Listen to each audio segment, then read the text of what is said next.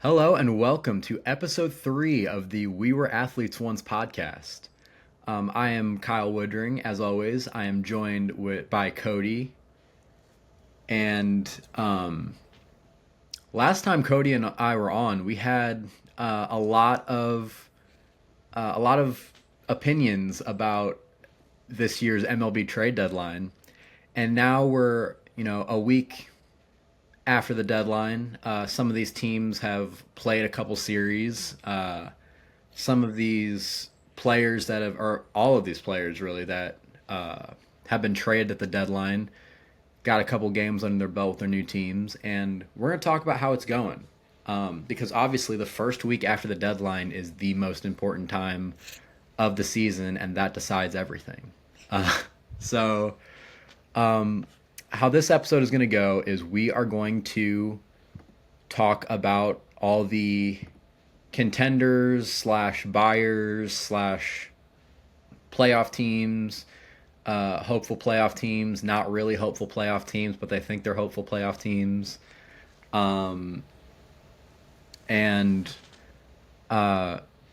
we're just going to see how things are trending a week post trade deadline. We are recording this on August 7th, which it should be out the same day, but yeah. Koty, I know we talked a little bit about this prior to going on the air, but uh, give me your initial thoughts post or before we go into all this. Um, Initial thoughts looking at how teams have performed, not necessarily individuals traded, but team performances based on what we said were the biggest winners and losers. I might have to eat my words a little bit. So we'll see if that trend holds, um, or if once these players get settled, things start to change. Yeah, so we're gonna go ahead and start with the National League, and we're just gonna do that because I kind of feel like the National League is not necessarily set in stone, but I feel like there's a lot less opportunity for movement in the Yeah, National League. it's pretty set in stone, I think, Yeah, unless someone just falls off a cliff. yeah. So we're starting off with the Milwaukee Brewers, and because they're, I believe, the best team in baseball right now. I think they're the first team to 70 wins. They're currently 70 and 44. And Koty, this was one of your big losers at the deadline. And I also wasn't a huge fan of Milwaukee's deadline because I believe they needed something more than what they did. I believe they only Danny acquired Danny Jansen, Jansen Shelby Miller. and Shelby Miller. But they're 6-0 so far, and they have looked really good on all counts. I mean, they played 3 games against the Nationals, and the pitching staff in that first game was kind of iffy, I'll say. But when you score 16 runs, you don't really need the best pitching staff. And after that, it's been really good. Yeah, I'm gonna take Milwaukee's 6-0 with a little bit of grain of salt here. They played Washington, who's not great, and sold some pieces off, and they played Atlanta, who doesn't have any pitching at this point.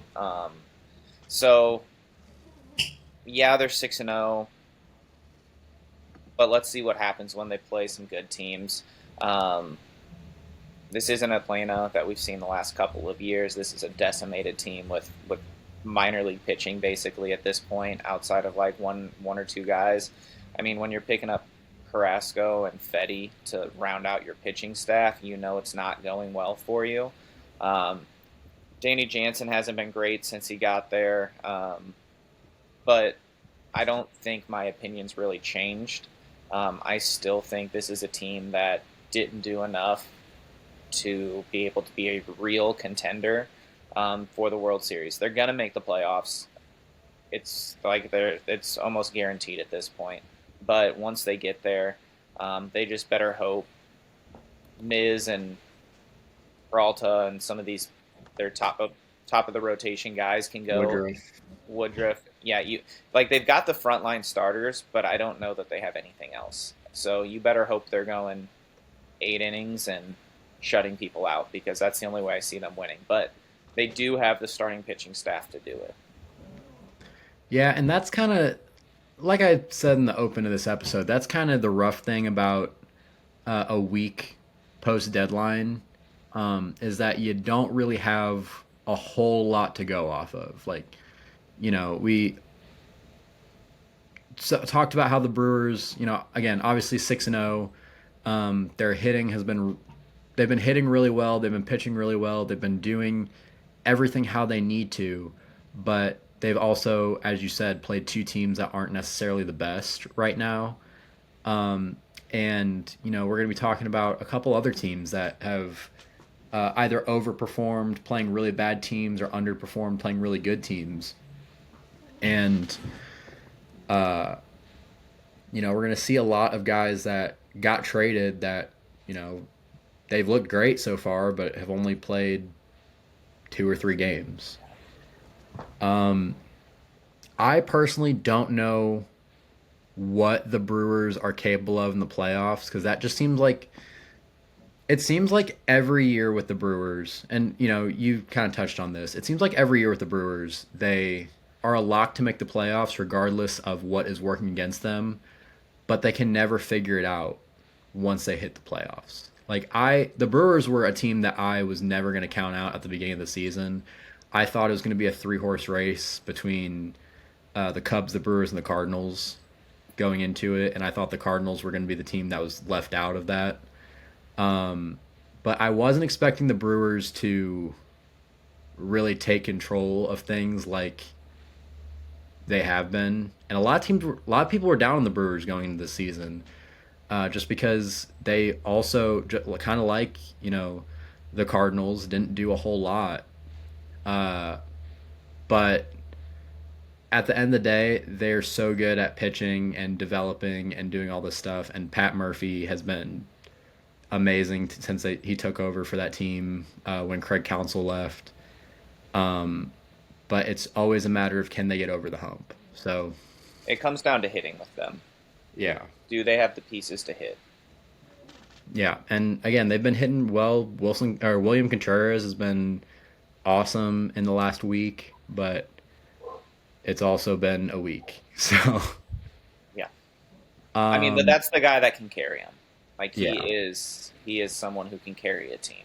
yeah, and that's why I was a lot higher on the Danny Jansen trade than you were because again, you need William Contreras to be able to carry this team, and I think him getting more DH days will be something that'll help him. I believe Anthony Siegler is still on the roster too, so they have a three catcher thing going on, so they can have a backup. Anthony Siegler plays a bunch of different positions too, so they have a lot of versatility on this team, even though they have three catchers on it. So, but like I said, the Brewers have played really well. Again, 6-0. They're the best team in baseball right now. We'll see how that Yeah, you just hope goes further Andrew on. Vaughn's resurgence continues, um, and you hope Christian Yelich can resemble anything of his old self, and maybe Sal Frelick gets hot, but I'm just looking at their roster, like it's very lackluster. Like if they would go out and spend money this off season, they would be dangerous, very dangerous, because not many teams can roll out in the playoffs a starting pitching where you have three guys that could legitimately go 7, 8 innings and shut you out. Yeah, so we'll see how things go for the Brewers as the season plays out. I do believe, like based off how they played pre-deadline and how they've played since then, I do still think they're going to finish with the best record in the National League. But we're still a month and a half away from 2 months away from the regular season ending. So next, we're going to move on to the Los Angeles Dodgers. The Dodgers are also a team that didn't do a whole lot during the deadline, but the Dodgers are also a team that didn't really need to do a whole lot at the deadline. They seemed like MLB's most complete team going into it, and they're 3-3 since the deadline. They took 2 out of 3 from the Rays, and then they lost 2 out of 3 to the Cardinals. Um, but what have you taken from the Dodgers so far? I think it's all what we've said in the past. They did all the moves that they needed to make this off season. Um, they picked up Brock Stewart and Alex Call, and uh, you know, Call's been okay. He's made a couple of good plays on the outfield. Stewart had one solid game and one rough outing, but really it's all about them getting their starting pitching back and being healthy. Um, but that team's loaded, so I'm not concerned about them. Um, and I think they will get it figured out. And I do think they'll end up passing the Brewers and being the number one seed in the NL. It's just so high powered there. I mean, when you've got $500 million to spend a year and you can defer 300 million of it to 20 years from now, like it's not fair to everyone else. I don't care what anyone has to say. I think it's crap, and I'm didn't MLB ban deferment starting next year? Ban the what? Did I hear MLB ban the deferment payments in the upcoming seasons where they're not going to allow that anymore? I Maybe haven't maybe it was heard. NHL bargaining that I saw that you can't do that. I saw someone you couldn't do it, and I think it needs to be everywhere because it just gives those high market teams that can just afford anything even more leverage to go out and get anyone they want and create even more massive separation. Um, and it's hard to compete with that. But ultimately, if the Dodgers get their pitching back, I mean, you look at that lineup and like you might have one or two average hitters, and the rest are dangerous at any point, any time. There's no off batters in that lineup where you can take it easy because they can all hurt you. So I think the Dodgers will be fine. Like I said, I think they'll end up taking over Milwaukee. It's a bad look losing 2 out of 3 to the Cardinals, though, right now with how lost they are. Yeah, I mean, I so when it comes to deferments, the only thing I've seen from that is Rob Manfred having a quote from December saying that deferments can become a problem.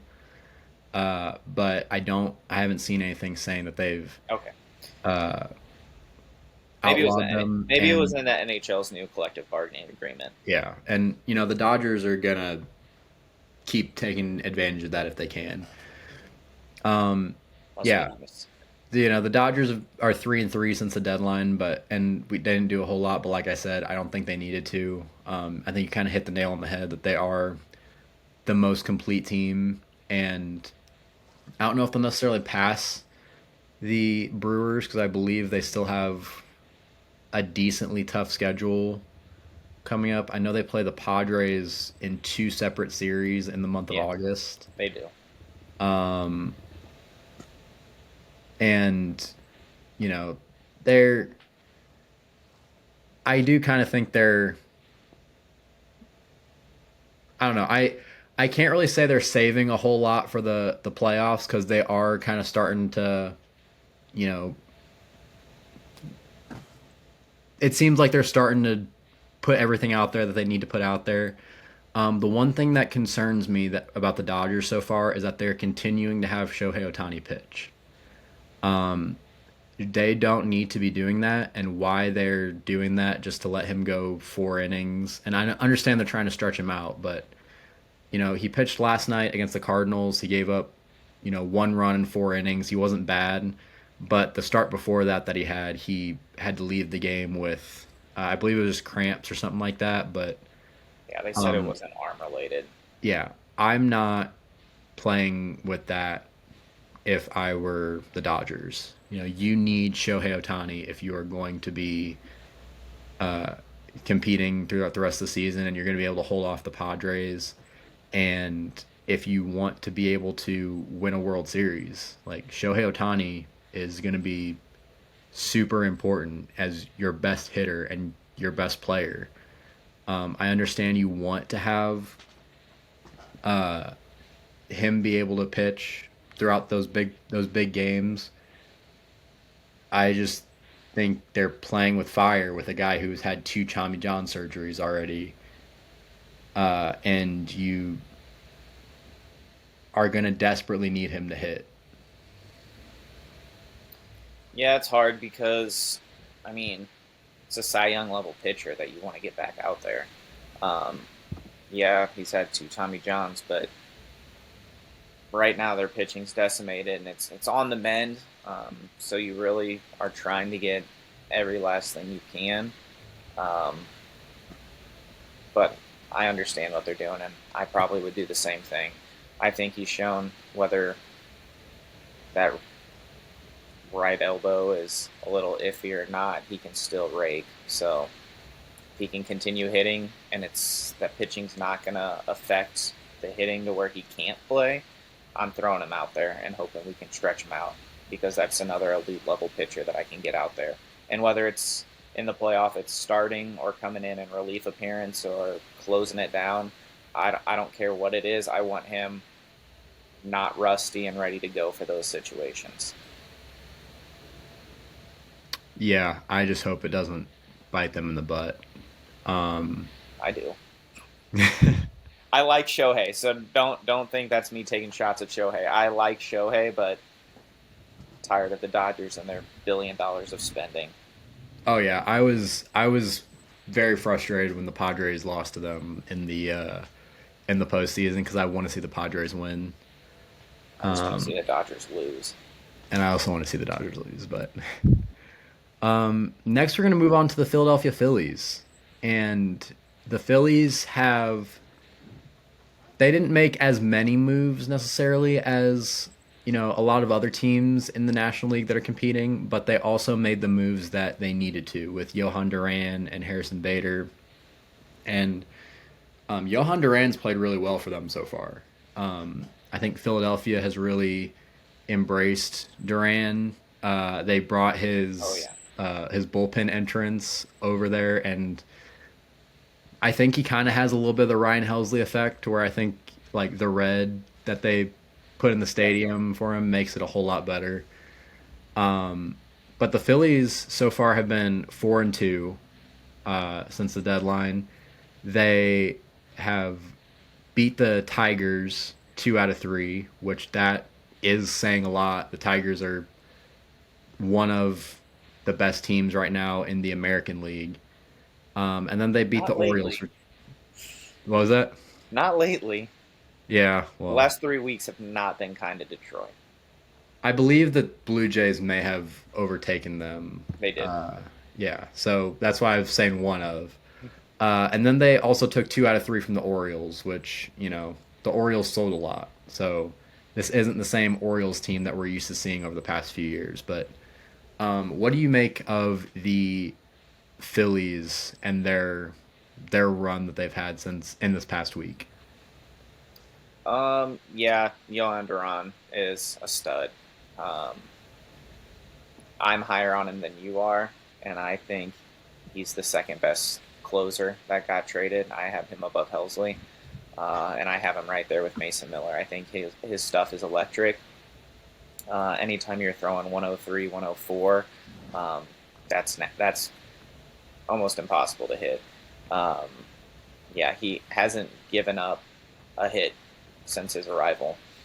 He's shut down his two save opportunities that he's had, and he's looked awesome. I think this was the biggest hole that the Phillies had, especially with Alvarado not eligible for the playoffs. You had to get a lockdown back of the bullpen guy for the playoffs because bullpen is everything in the playoffs, and their bullpen was lacking that elite closer on the back end. So I think they did what they needed to do. I like the Bader acquisition. He hasn't been great so far, but it's not all about hitting with Bader. It's about that elite defense that gets put out there that's going to take away some hits and take away some run opportunities. So I think his glove is just as important as his bat. Um, Would I have liked to see them instead of Bader go out there and swing even bigger and go like Stephen Kwan? Yeah, absolutely. Um, but I think they did enough that I think they're one of my favorites out of the NL, just because they do have the starting pitching and they've got that playoff experience too. They've been there and they've gone fairly deep into the playoffs of the last few years. So I like what they have, um, and I think they did just enough. Yeah, and I think we can even kind of combine the Phillies with talking about the Mets because I think something that has really helped the Phillies throughout this time too is the fact that the Mets have been really struggling. Oh, they've been bad. Yeah, they're currently 1-5 since the trade deadline, um, which they were another one of both of our big winners in the trade deadline. The only game they won was their game on Saturday against the Giants, but then they lost the other two games. The game on Sunday was pretty bad, and then they got swept by the Guardians. And last night they got almost no hit by them. I believe it was a home run by Juan Soto in the ninth that broke that up. But the thing that really sticks out to me with the Mets is that their trade deadline acquisitions have played very well, but and I believe they've pitched in like they're back in the bullpen. They've pitched in all but one game, I think. Yeah, And they've pitched a nine lot. and a third innings between the three of them. Yeah. But something that I had also really noticed was that their offense was really like struggling going into the deadline. And I think I saw a stat saying that Pete Alonso and Francisco Lindor since the All Star break were two of the worst hitters in the league. And it looks like they're kind of starting to break out of it. Pete Alonso's hit a couple home runs in the past week, but the Mets are they're making me a little nervous, especially with a weekend series tomorrow in Milwaukee coming up. It can get bad for the Mets real quick. Yeah, and Cedric Mullins hasn't been good for them either. He's batting under 100, so your only uh, your only bat is looking pretty ugly right now. Um, I still think that this is a team that, based on what they did at the deadline, is a winner, and I think as long as they're like, if we look at each of those games, like it came down to one pitcher blowing up at some point. Um, Now there were some games they could have used a few more runs, so that offense has to get going. Francisco Lindor's got to get it going, especially. But if you take out those one blow ups, like that back of the bullpen is still possibly the best in baseball. Um, I don't want to face Rogers, Helsley, Soto, and Diaz for the 6, 7, 8, 9. Like that's filthy. So they just gotta like Ryan Stanek, please stop pitching him. Like you can't blow up that bad. But yeah, you got to get those starters to get through five and not have a blow up, and you got to get a couple of runs. And I think this team is going to be absolutely fine. But it has been a rough look since the deadline for them. Both New York teams, which we'll get to the Yankees in a minute, but Yeah. it's been rough. Yeah, for the Mets, it seems like every game they're doing different things wrong. Like it's like the bullpen and the offense are, doing fine on a game, but then their pitching staff or their starting rotation isn't going deep. They're giving up runs. They're doing all that. I mean, their offense really still hasn't been great, but they've been, I believe, better as of late. Although I say that, like I said, they were almost no hit yesterday and only scored two the day before. Who was pitching that game that they almost got no hit? For the Guardians, Yeah. It was Gavin Williams. Okay. He's young. He's pretty Um, good though. I like Gavin Williams. yeah, well, I think you can say that about almost the whole pitching staff for the Guardians. Yeah, Gavin Williams ended up going 8 2/3, 1 run on 1 hit, 4 walks and 6 strikeouts. Hey, it could have been worse. It could have been the 16 strikeouts the Cardinals had the other day. Yeah. Um, we're not talking about them though. It's our Yeah, only mention of them today. I think we've already had like 7 or 8. um, yeah, I still think the Mets are very capable of playing well. I think they're a really good team, and I think they have one of the most important pieces of a playoff run set in stone, being that back end of the bullpen. I think I said in our first episode that having a bullpen with a bunch of different looks and a bunch of different speeds, and there's a lot of electricity, and there's also a lot of funk in the back end of that bullpen. But even though I was joking about this being the most important part of the season, you also don't want to put yourself in a bad spot at this point in the season. No, every Um, game matters no matter when it is. Like we talk about early in the season, like, oh, well, once once June rolls around or once Flag Day hits is a big one for people, or once the trade deadline hits, then we'll. And I'm like, no, it these games in April, even the end of March that we're playing now, are just as important as the games today or in late August. Like it doesn't matter when it is because we're gonna come down to the end of this season and there's gonna be a fight and you can't put yourself in a hole where you go, you know, 5 to 10 games where you're only winning 2 or 3. Like you can't do that if you're a playoff contender, especially at this point in the season, because every game gets even more and more critical as we go. yeah, so like the Mets are 1-5 right now. They're about to play the 6-0 Brewers. You don't want to start free falling at this time, especially when Now the you Reds gave are, up you gave up a lot in the yeah, deadline. and the Reds are hanging in there. Yeah, and They're we're not that gonna far back. They're only 3 back of them. yeah, and we're gonna talk about the Reds in a little bit. Next we got the Cubs, and the Cubs have Second biggest been, loser. yeah, they're your biggest loser and Second. second biggest loser, and they've average. I'd say they're 3-3. Um, they only scored 1 run on Friday against the Orioles, which is kind of not great. I don't know who was pitching that game. It was Doesn't matter. Trevor Rogers. So yeah, that's a yikes. That's not good. Going 8 innings, giving up 1 run. It doesn't matter who's pitching for the Uh, Orioles. They don't have a legit they. ace that should shut you It down. seems like their offense hasn't really been doing all that great in the last 2 series.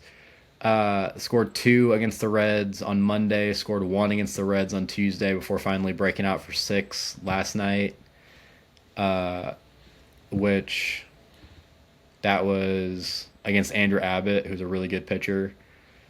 Um, I don't know. Like you said, they were one of your biggest losers at the deadline so far. Or at one of the biggest losers at the deadline. How do you feel about them in the past week?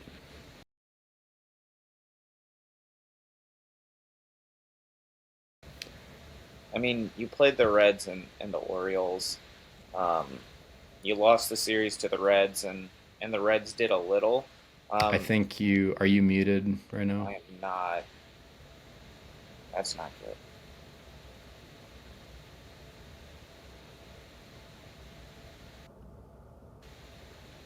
Hello. I still can't hear you. That's not good.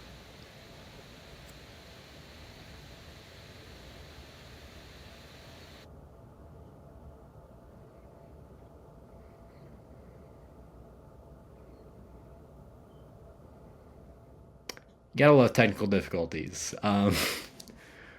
While Koty is figuring that out, I want to thank you guys for joining us.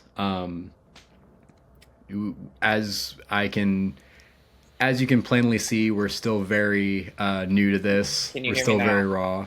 I still can't hear Koty, Oh so I don't know no! what is happening here. All right, guys, we are back. Sorry about all that stuff. We had a little technical difficulties going on. And as I've mentioned in all of our videos, right now we are bad at this. We will, uh, hopefully, at least, be getting better as time goes on. We'll know how to deal with this a lot more professionally, but that's why your support means the world to us. So if you want us to uh, if you want to continue to see us struggle through this as we figure it out, please don't forget to like the videos, comment, subscribe, do all that stuff. Follow us and rate us on Spotify if you guys are listening there. Um, Sometimes like I this is said, sometimes it's gonna be like a train wreck, and you just can't look away. So yeah, this keep is looking. and this is episode 3. So hopefully by episode 30 we'll be better. But Maybe. yeah, maybe. But yeah, right now we're talking about the Cubs. I don't know where I left off, but it seems like the Cubs haven't been hitting all that well. Um, and they didn't do a whole lot that we loved at the deadline. When we saw they probably needed something a little bit bigger than what they did. Yeah, they needed a bat and they needed starting pitching, um, and they got a bat and they got kind of what they think could be a starting pitching, um, but it hasn't been good for any of their pickups. I didn't like their deadline. I said they were my second biggest loser. They've got the farm system to get anyone they want. They've got the money to go out and pay anyone they want. And you get Andrew Kittredge, who usually fine reliever, um, struggled so far there. You got Mike Soroka, who he come from the Braves. Is that where he came from? From No, the he was with Nationals, I Washington believe. this year. Yeah. Um, who's been a reliever, kind of a swingman most of the time, and they started him one game, and he only went 2 innings. Um, so we could have told you that. I think I did tell you that he's not a starter and shouldn't be there. And then you got Willie Castro, who was the only kind of player I liked as their bat, because he can kind of play wherever, and you need some help at third base. But so far he hasn't really hit since being there.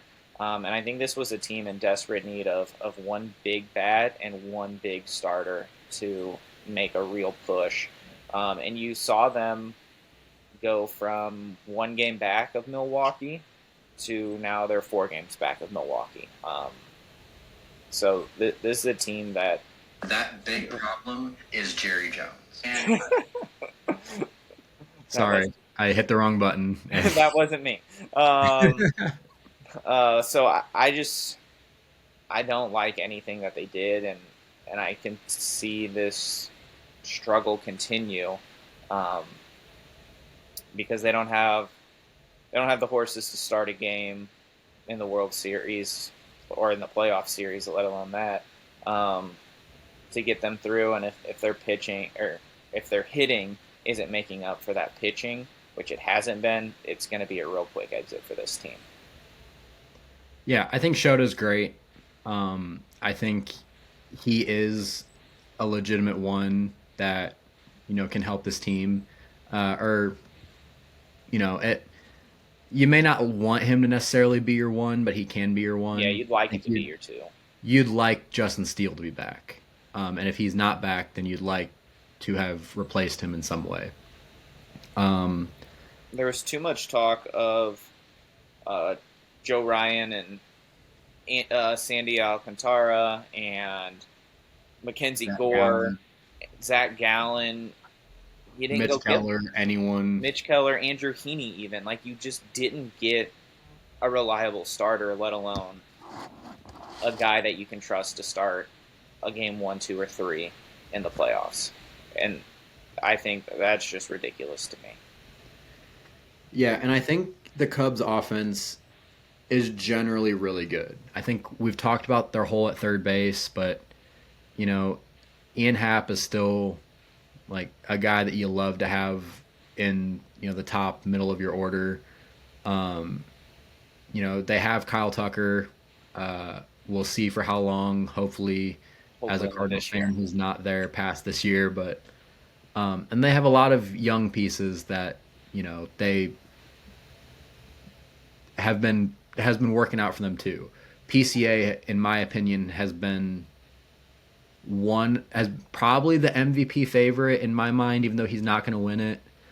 Um, I I would probably give my vote to PCA, but I wouldn't.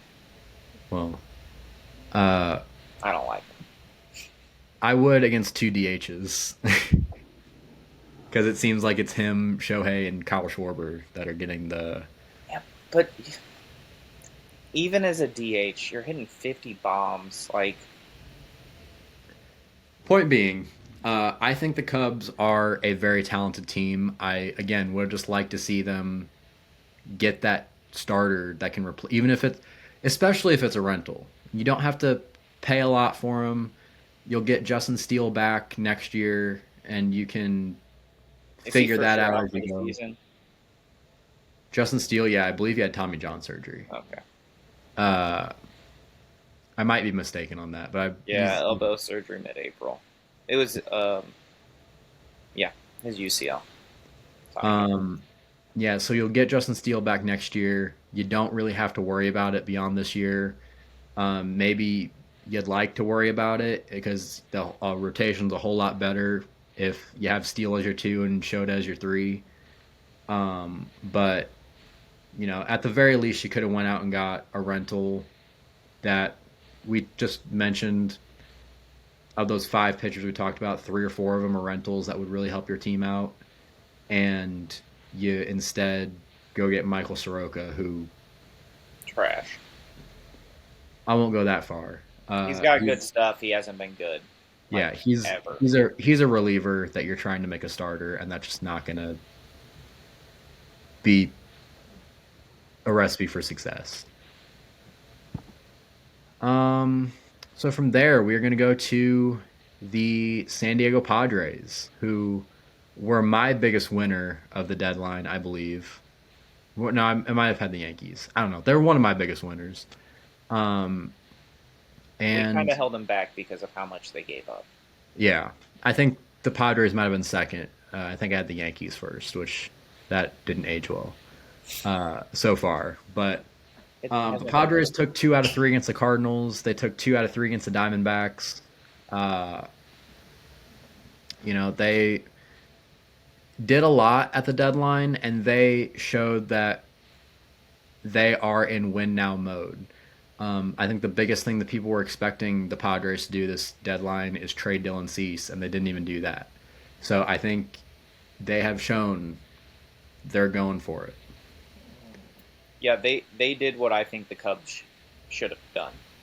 They said, "Here's our prospects. We can make more of these. We know what we're missing and what we need, and we are a legit title contender. Um, and we care about winning. We don't care about these prospects. We care about winning right now and for the next 3 years, based on what they traded for. And they've looked really good.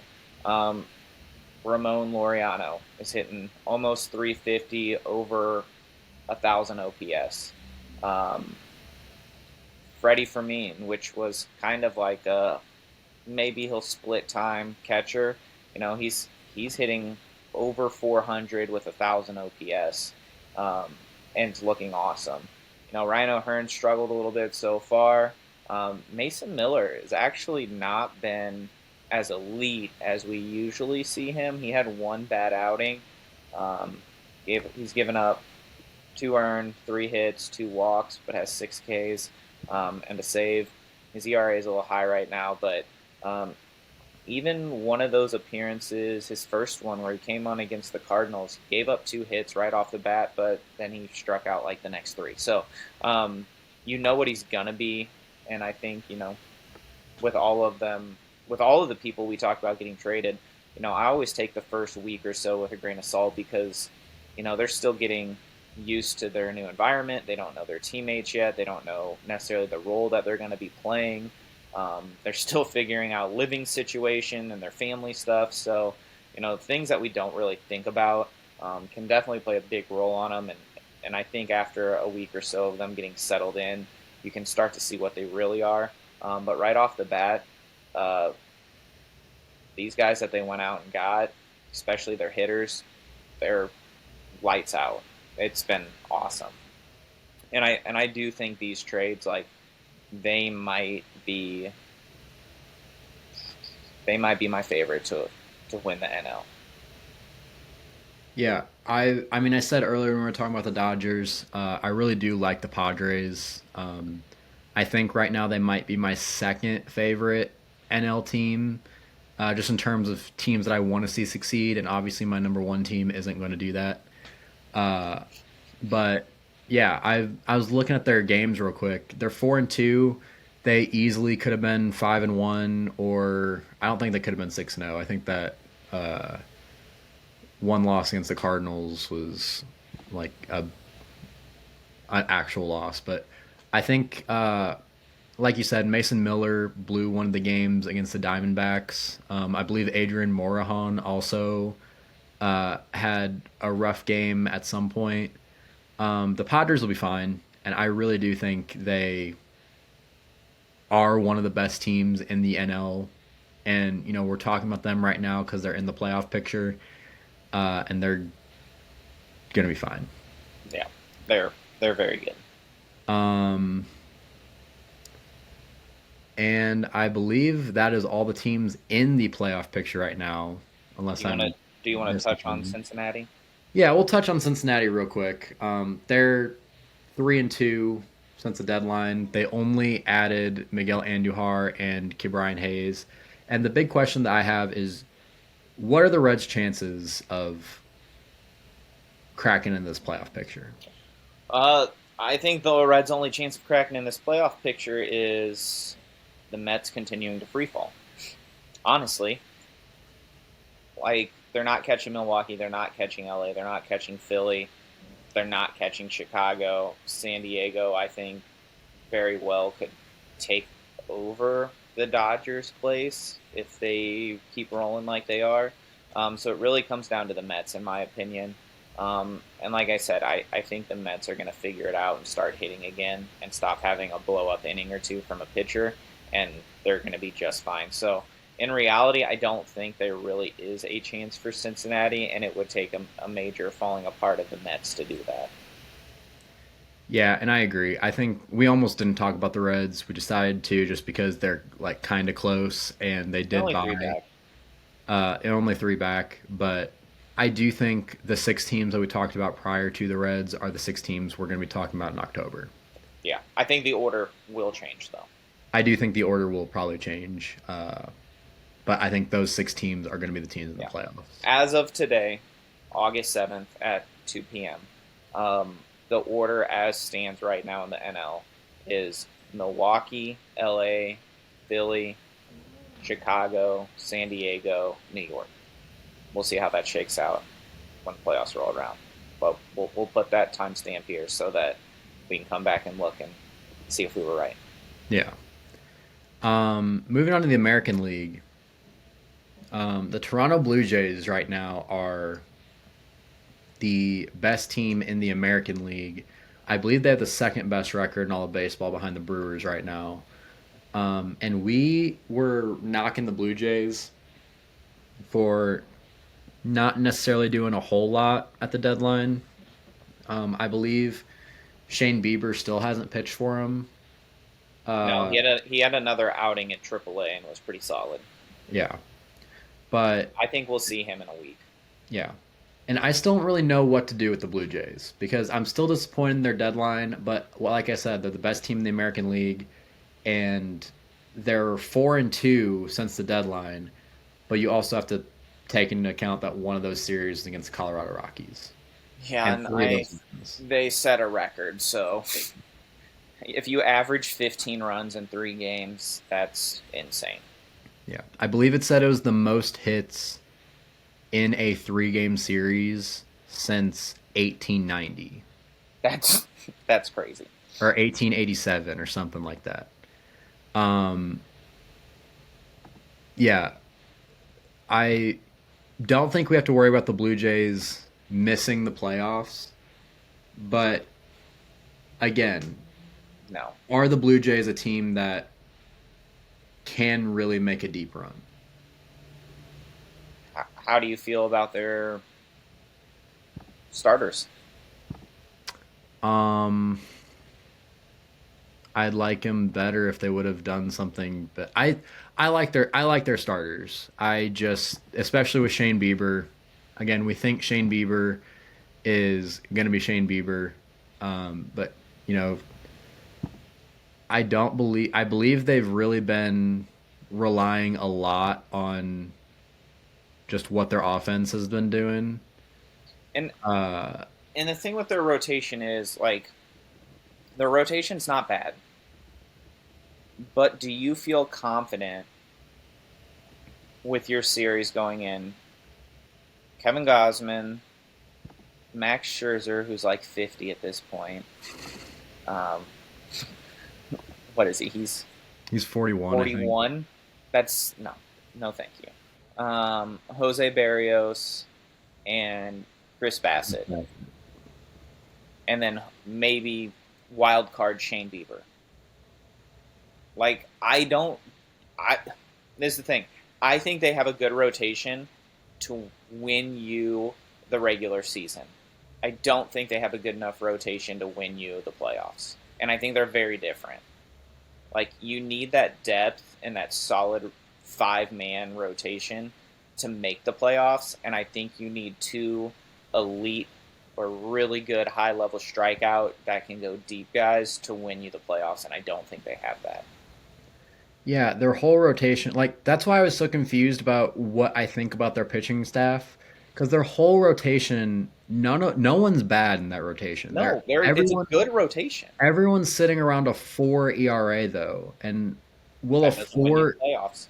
Yeah, I would say will a 4 ERA bring you deep in the playoffs? Will a 4 ERA get you deep into a playoffs without an elite bullpen? Yeah, and Sir Anthony Dominguez, which is another one of their trade pieces, he blew a game in the past week. Yeah, he's So got over an 8 ERA yeah, in so four and games. He's given up you're 5 runs in 3 1/3. you're really relying on Shane Bieber, and I don't love that for the Blue Jays. No, your hope as a Blue Jays fan going into this playoffs to win is we're going to score 6+ runs a night and hope that our pitcher doesn't blow up. Yeah, and that could work, but It's possible, also but that's not what we usually see in the playoffs. We usually see these low scoring tight games, and that's not how the Blue Jays are going to be able to win. yeah. Next, we're going to talk about the Detroit Tigers, and the Detroit Tigers are one of Struggle. they're one of the teams that I'm worried about the most because they haven't really been playing well prior to the deadline. Now they're 2-4 since then. They lost the series against the Phillies, which the Phillies are a really good team. But then they also lost a series to the Twins, who You have sold nobody, they sold everything that wasn't bolted down. Um, I and then some. Yeah, I mean the only people worth trading that they kept were Joe Ryan and Byron Buxton. You can make a case for uh, Royce Lewis, but I don't even know if he's healthy right now. I mean yeah, I guess that's true because I don't think you ever consider trading him, but I also don't think you ever consider trading Joe Ryan, and they almost did. That's fair. And I think you do consider trading Byron Buxton, and they didn't. They didn't even He consider. refuses to leave. He's got a no trade and refuses to leave, so Yeah. can't do anything about that. Um. Anyway, the Tigers. Uh, they've been bad prior to the deadline. They're bad now. They are still the third best record now, I believe, in the major leagues. Second. But Oh yeah, yeah. Second in the AL, third in the majors, yeah, or tied for um, third. but they were running away with it earlier this season, and they seem like they're very much so cooling off. What do you think about the Tigers? Their last 3 weeks, they've gone from, in my opinion, um, running away with the AL and looking like the odds-on favorite to I don't know if this team's going to make it out of the first round. Um, it has been a struggle. Um, trying to look at their last 10. They're starting to come around a little. They're 6-4 in their last 10. But going into the deadline, they were a couple games up on Toronto, and now you're a couple games back of Toronto. So it's been a rough go for them.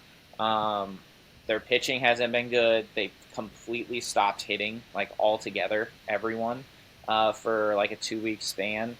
Um, it hasn't been great. I didn't like their deadline. I thought they picked up a lot of mediocrity and just hoped something turned out to be good. And so far, two of the pieces I didn't like are the only two pieces that have been decent. Charlie Morton had a good start for them. He got the loss, but he went six and gave up one earned, actually one total, not just earned, and they couldn't hit. And the other one is Kyle Finnegan. He hasn't given up a run in 2 1/3. So they've got, maybe they got something that's going to help them, but this is a team that I'm worried about that was looking unstoppable. But then again, you've got Tarek Skubal at the top of that rotation, and at any point in time, he can pitch, a complete game shutout, no hit anybody. Um, he's going to win the Cy Young again, and he's the best pitcher in baseball. So Yeah, you've got at least that going for you, um, but I don't necessarily like that rotation other than him. I don't like that bullpen all that much. I think they they don't have strikeout in the bullpen, and you've got to have some strikeout in the playoffs if you want to win. So I think that bullpen is really going to hold them back. Um, Even if their hitting picks up, I think that bullpen's going to hold it back. yeah. I think uh, I agree with everything you said about Tarek Skubal. He's the best pitcher in baseball right now. He's going to win the Cy Young I don't for think the it's second year particularly running. close. I don't think it's particularly close either. Um, and Casey Mize has really been stepping up in a big way, which It's he taken was. him some time. What's that? I said it's taken some time, but he's finally kind Yeah. of turning So into what we thought he could be. he was the first overall pick in 2020 out of college. I believe now he is 20. Or no, in 2018 he was the first overall It's pick. been a while. Torkelson was the Yeah, they've 2020. struggled with first overall picks. Maybe don't give them anymore. Yeah, but Casey Mize in his late 20s finally starting to figure it out. Outside of that, though, their rotation is an issue. Like, I don't understand why people were so pumped about Jack Flaherty coming back. He He's a, looked good. He looked good there last year. he looked good there last year, but and he's looked good at the beginning of this year, I Yeah. believe, but he is very quickly free falling. I think he had two pretty bad. I mean, that's what you get with Jack. He's either going to be lights out or he's going to be terrible. Yeah, he's currently sitting on a 4.56 ERA, which you'd like for a And guy he's that supposed to be your number two. is supposed to be your number two. You'd like to see better. Um, But I'm going to say my positive here with that is he is somebody going into the playoffs, though, that if he can figure some stuff out, he's a guy that can go 8 and strike out 10 plus. Like, he has electric stuff when he's on and hitting the zone. That fastball and the slider combo is really, really good if he's on. So yeah, while it doesn't look good right now, if he can get to the playoffs and figure it out, and you can get Skubal, him, and Mize all going at the same time, Um, it's good enough to win if they're all on. Yeah, you're not shocked if he's a solid number two, but you're also not shocked if he turns into what he was with the Orioles in the back end Oh, of for 2020. sure. Like he Um, could very well also go 3 innings and give up 6 runs, no yeah. problem. Meanwhile, you have Chris Paddock, who hasn't been pitching Past. well. Charlie Morton, I mean, he pitched well in his first game with the team, but he's 41 years old. He's never really been like a top tier guy to begin with. You don't really know what you're getting from him. I mean, Who am I? Who if am you I get missing from that rotation? would you say Mize, Paddock? Mize, Paddock, Flaherty, Scooble, Morton. Is that their five That's right their now? spot. That's their five Um, now. you're really missing a lot not having Jackson Jobe, and this is, I think, the season that they would have liked to be able to rely on him. Which I think that's a great sign for them moving forward. Is that they're the best team, or they've been the best team in the league for a long time this year without him. And you think Jackson Jobe's gonna be a stud, but I mean, how long has he been like a top 5, top 10 prospect? Like this is the since guy we this is the guy we've been waiting for with the Tigers, and then he gets here.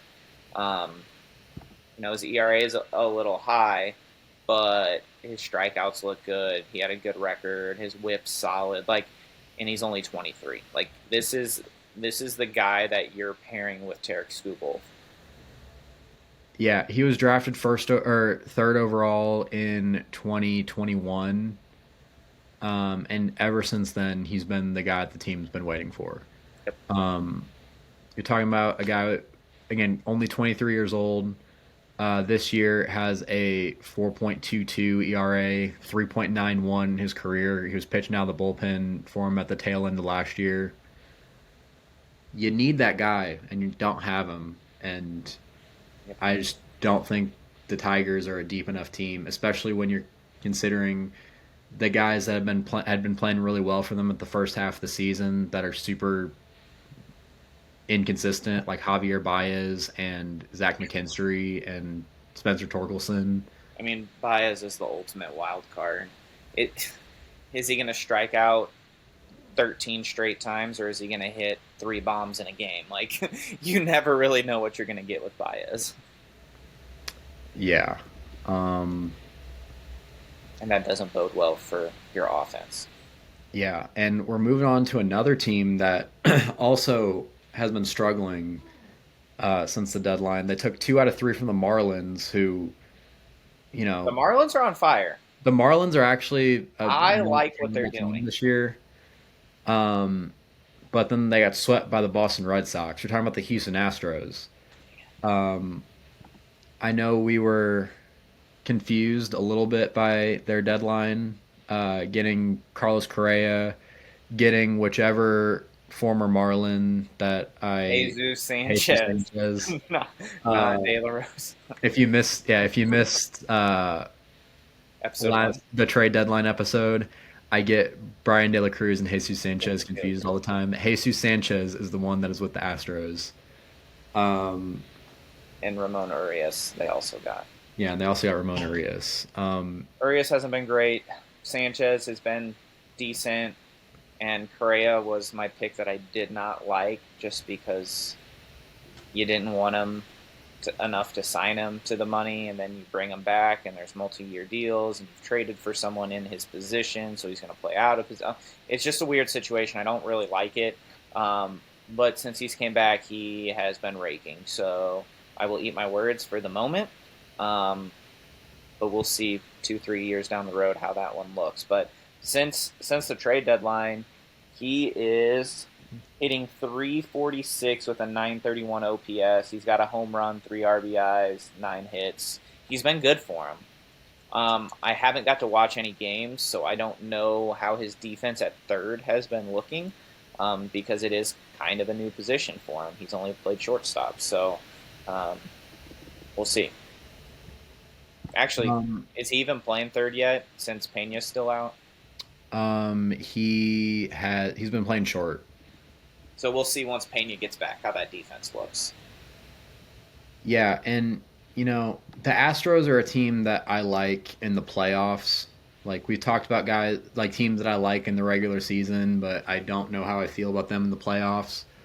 Um, they have two legit starters at the top. They have Hunter Brown, who's probably the second in the Cy Young this year. You have Framber Valdez, who's been really good Yeah, Frank was good. for years now. Is The he a rest free of the agent rotation. this year? What's that? Is Framber a free agent this year? I I feel like he's one of the big ones that's on the market this year. I'll look. You keep talking. Yeah, Framber and Hunter Brown are two guys that can really bring you deep in the playoffs, and I do think they have a talented team on offense. I do think Carlos Correa is going to help them. I don't think his move to third base is going to be that big of an issue.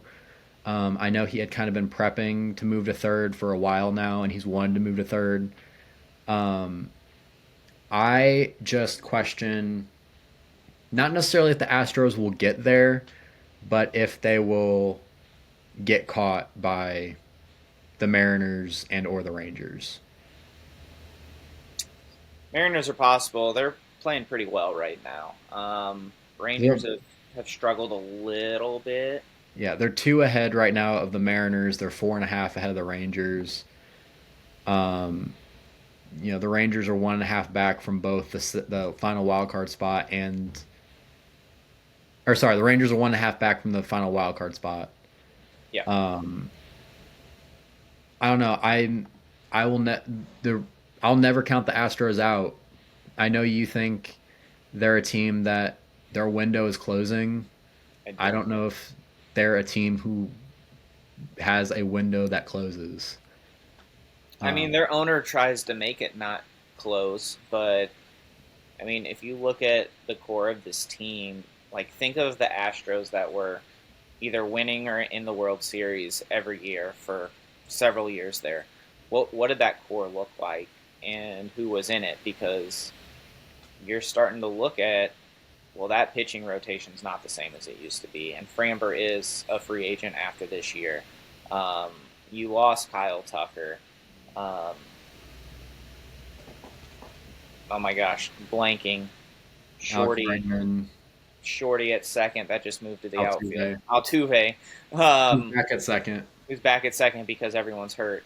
Altuve's, you know, he's like 37 now. Like he's getting up there, and he's not the same hitter, and he doesn't move the same as he used to. Um, you know, you've still got some guys, but it's aging, and the pitching worries me after this year if they don't bring back Framber, and even then it's starting to get older. So I do think this window's starting to close, but um, Crane doesn't like to not win, and so he seems like he's willing to go spend the money, but then at times he's not, like with Correa. So I don't know. It's weird what he wants. Like he wants big names, and it seems like he's willing to spend on big names. But I think this is an older core that's starting to regress. So I don't know. I think their window is starting to close. But like you said, I think they have the starting pitching with those two guys to be a playoff contender. Um, we'll see about the bullpen, um, and we'll see how they hit because I do have some concerns about who's hitting, but we'll see. Yeah. Next, we're going to the Boston Red Sox. We've both been very critical of the Red Biggest Sox. loser. Yeah, they're your biggest loser. Only got Dustin May, only got Steven Matz, but they're 5-1, They are. and they lost their first game since the deadline yesterday. They lost to the Royals, but they swept the Astros. They took 2 out of 3 from the Royals, and they made some news yesterday Yes, they with did. their extension of Roman Anthony. Um, what do you make of the Red Sox, and what do you make of that extension? Let's start with the extension. Roman Anthony, absolute stud. He's only 21. He doesn't turn 22 until next May. Like he is young, and he's already on your major league roster. Um, he's a five-tool guy. He's elite, and going out there and giving him a contract of this size, it looks like a lot now, but you're eating into all the ARB years and you're eating into a couple of his free agency years. So it's the deal's an 8-year, $130 million deal base with escalators based on performance bonuses, based on things like Rookie of the Year, potentially all those things. They're basically all maxed out. So in the end, this could be up to a $230 million contract for him, which is insane. But I like it because we're talking about eating up almost all of his prime years. Like you're gonna get the best out of him from age 22 to age 29 when this thing ends. Um, and then he's going to be, and I like it for him too because he's going to be able to get another big contract. Like it's not like this is over. Like if he performs and is what we all think he's going to be and lives up to the prospect hype that he has, he can still get another 10-year deal if he wants it based on how baseball contracts are given out. I wouldn't give out a 10-year deal to a 29-year-old. That's not going to age well, especially somebody who relies on speed. But it's, easy to give him another 7, 8 year deal and be like, maybe he'll decline the last 2 years or something. But I really like this deal because if we look at this, let me do good math real quick here. This is a $16.25 million contract for him. It's a lot of money that he's going to get up front that he wouldn't have. But I do think with the way arbitration's been going recently with some of the numbers that have been given out, Kyle Tucker this last year, I believe, was one of the biggest ones ever. It's going to save them some money in the long run as well. And you have that centerpiece locked up that you don't have to worry about who's it going to be and how much is it going to be. You've got a good set number that you can start spending around. So I really like it, and even if he earns all of it, that's 16 and a quarter. It's a big deal if it goes up to that 230 because it comes out to almost 29 million per at that point, and it's a lot of money. So Yeah, I like it for the player a lot, and if he doesn't hit all of the escalators in it, I think the Red Sox are getting a really good deal. As for the team, they were my biggest loser because I think that they desperately needed starting pitching and they didn't go get it. They got Dustin May. I love his stuff. He hasn't put it all together ever. I think he's got some of the best stuff in baseball. He got a start, gave up 3 3 2/3, gave up 6 hit, 2 hit by pitches, just wasn't good. A walk to add on to that. It wasn't pretty. And that's kind of what we've seen out of Dustin May throughout his career is he just can't figure it out, which is really sad to see if someone who's got that much electric stuff. Steven Matz, though, has been excellent. He's gone 2, gave up no hits, no runs. He's been really good in the bullpen for him, and it kind of just continues to be what Steven Matz has been this year. He's been a solid cleanup guy that can kind of go wherever you want him to. And if he keeps playing like that, he's going to earn some high leverage situations there. Sweeping Houston is a huge deal. And Kansas City they're not a slouch either. They've been playing some solid baseball as well. So, those are 5 good wins right there. While I didn't like their deadline, and I think they are my biggest loser of the deadline, that doesn't mean I don't like their team and what they're capable of. I think they've got a really good young team with exciting pieces, and I'm glad they didn't go out and trade Jared Duran, and they kept him. And I think if you can put, him out there with some of those other young pieces that they have, Rafael Cedena or whatever, Sedane, I don't know how to say his last name. And them, I think you've got a good elite speed outfield. I think you just got to figure out that pitching. yeah. I hate the back end of the Red Sox bullpen or the Red Sox rotation. Dustin May and Walker Buehler, neither one of them have been pitching very well. The front So end much good stuff, though. That's what's crazy. Like, they've is got some of the best stuff in baseball. yeah, the front end's been really good though. Like a lot better than I thought they were. Like Garrett Crochet is probably the third guy that's going to be the finalist for the Yeah, AL Cy he's been Young. good. And you also have Brian Solid. Bayo, who has an Yeah. ERA right around 3, and Lucas Giolito has been pitching a lot better than I expected him to be at this point. He has right around a 3.5 ERA this year. Is Cutter Crawford starting for him right now? Is he up? I think he's hurt. Okay. I might be wrong about that though, but I don't see him anywhere on He there. might be out. Yeah, I think he's out. Um, and then right now they have Jordan Hicks in their bullpen. They have Whitlock and Steven Matz. That's kind of their. I believe that's their back end of the bullpen. Look, I don't dislike that. Like, if they can get Jordan Hicks to go back to what he looked like as a closer for St. Louis before he went to San Francisco and they stretched him out, like that can be an elite closer when he's on. Whitlock's not bad. Matz has shown he's solid. I don't dislike that. I just there's for me, I think they needed one more elite guy in the back end, and I feel like they needed one more reliable starter. Yeah, and there's nothing that I necessarily hate on their offense outside of the fact they don't have a first baseman. Ooh, Uh, Cutter Crawford, season-ending injury, right wrist, off the field accident. yeah, I thought I had heard about that. But yeah, I they just think have. there's a lot of youth there that needs some time.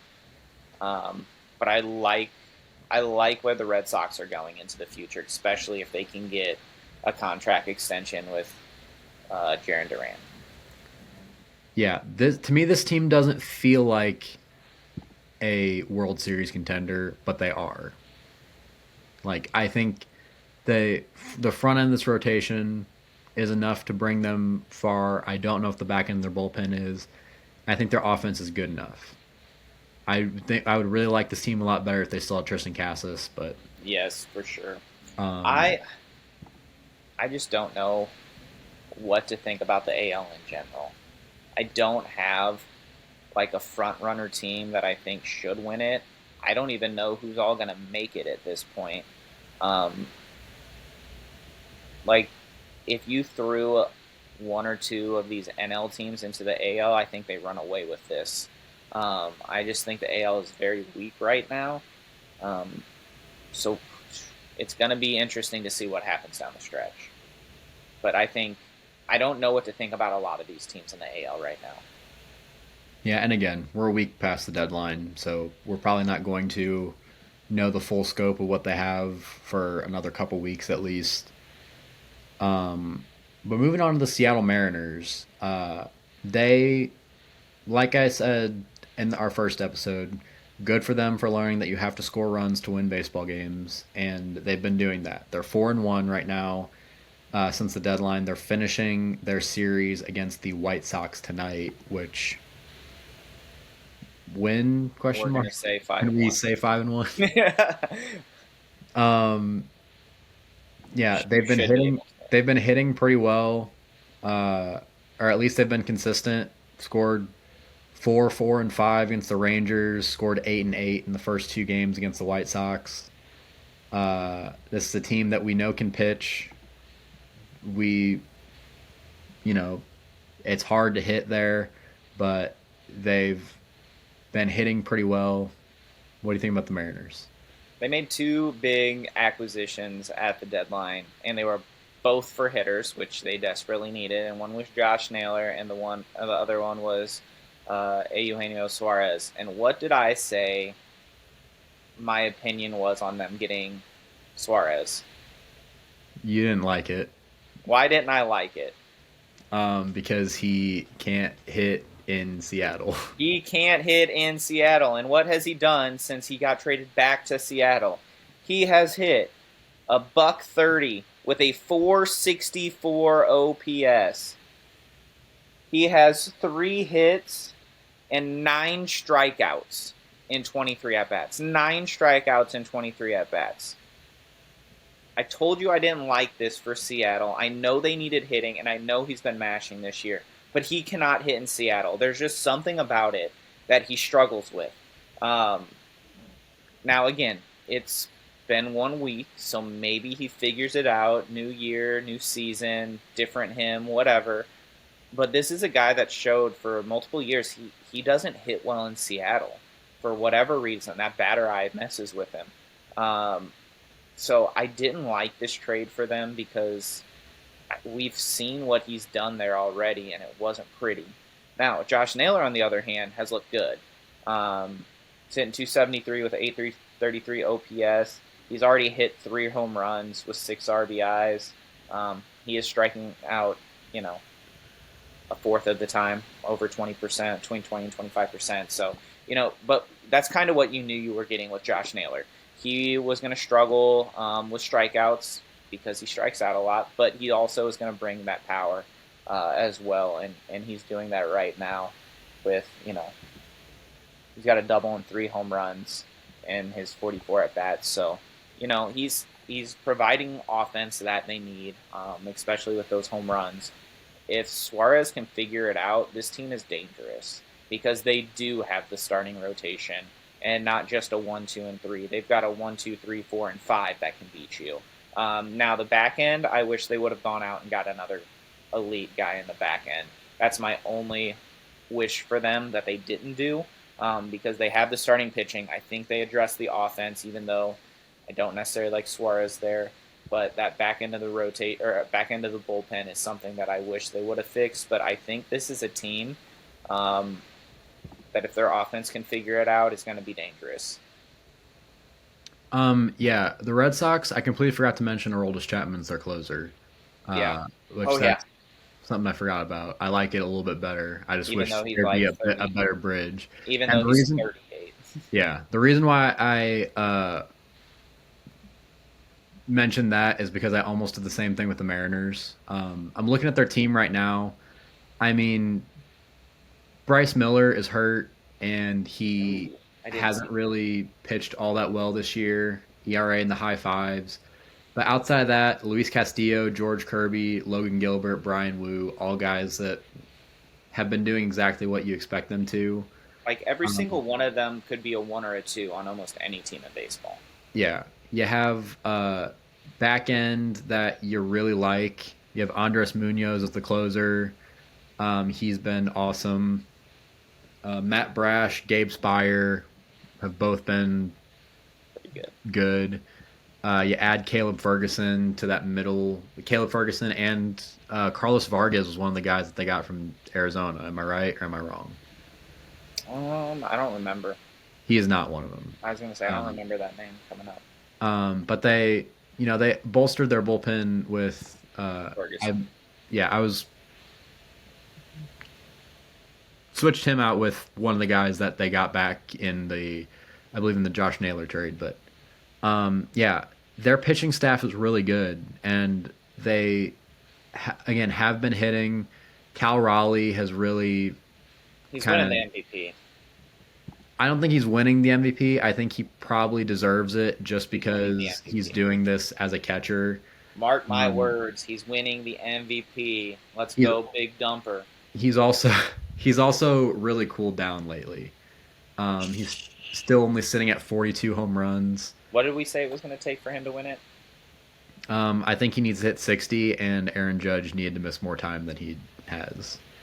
I was No. thinking they're What was the getting record for catchers? 48. Yeah, no, He's he's gonna getting he's there. gonna get there. He gets 49, he wins it. Calling it now. I still think he needs to get to 60, which he's not gonna do because he hasn't hit a home 49 is all he run. needs. But 50 would be great. 50 definitely gets it for him.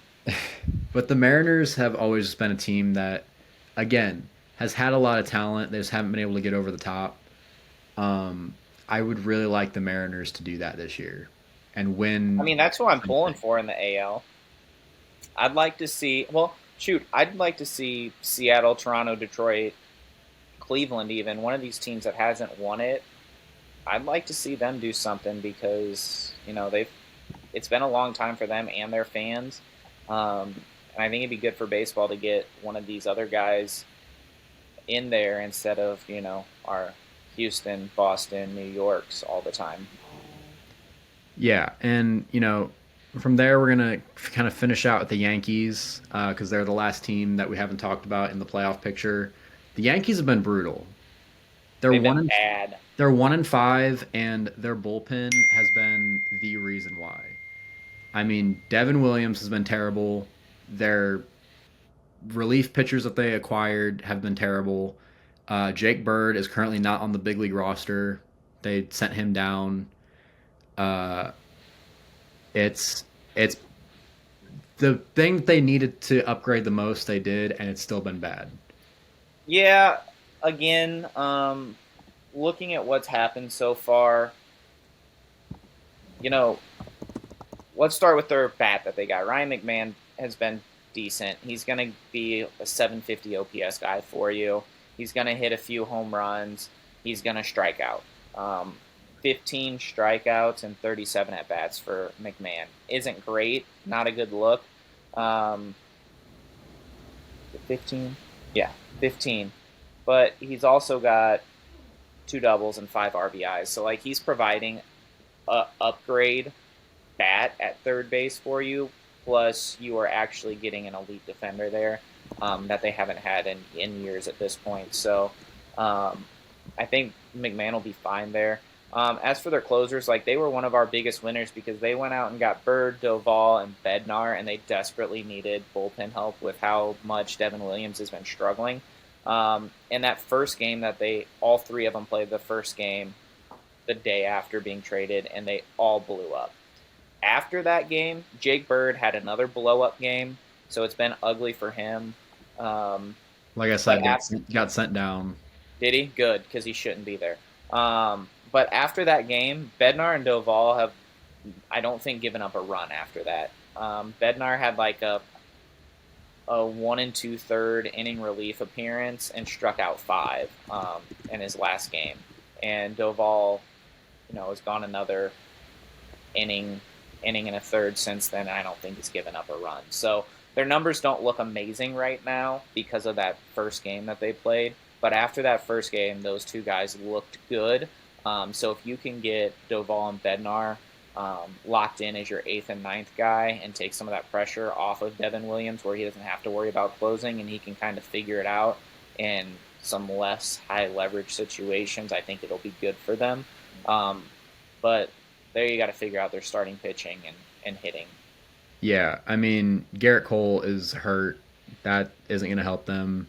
You can't win without him. Fried and Rodon have both been good, but outside of that, Luis Heel hasn't pitched a lot. And Luis Heel's about to come back, though. He might be back this week. Hopefully, when he comes back, that will help him. They also just reactivated Luke Weaver, and hopefully that'll be something that'll help their back end because they just need anything. Yeah. Their offense is fine. We don't have to worry about their offense, especially with Aaron Judge coming back. Yeah, once Judge is back, you're not worried at all. I believe he is back now. Okay. But I mean, you can't do anything unless these guys that you just traded for can figure it out, and Devin Williams can figure it out, and Luke Weaver can stay healthy.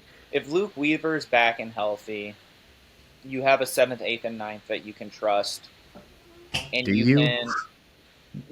You can. Outside of that first appearance, Doval and Bednar have not given up a run, and they've had 2 more appearances both since then.